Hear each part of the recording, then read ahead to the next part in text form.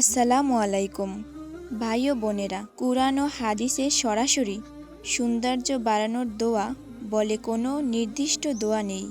তবে কিছু দোয়া ও আমল আছে যা মুখমণ্ডল ও চেহারায় নূর, প্রশান্তি ও সৌন্দর্য দান করে। আসল সৌন্দর্য হলো আল্লাহর দেওয়া নূর এবং অন্তরের সৌন্দর্য। হজরত ইউসুফ আলাইহিসসালামের চেহারা অত্যন্ত সুন্দর ছিল। তার সম্পর্কে কুরআনে বলা আছে, তার সৌন্দর্যের ন্যায় নূর পাওয়ার জন্য এই দোয়াটি পড়া যেতে পারে। আল্লাহুম্মা কামা হাসান্তা খালকি ফাহসিন খুলকি। কুরআনুল কারিমে বলা হয়েছে, আল্লাহ তোমাদের শক্তির সাথে শক্তি বাড়িয়ে দেবেন। যিনি নিয়মিত কুরআন তিলাওয়াত করেন, তাহাজ্জুদ পড়েন, অজু অবস্থায় থাকেন, তার মুখে আল্লাহ নূর দান করেন। তাই বেশি বেশি নামাজ, দোয়া ও জিকির করুন। আমার ভিডিওটি ভালো লেগে থাকলে চ্যানেলটি সাবস্ক্রাইব করে আমার পাশে থাকবেন।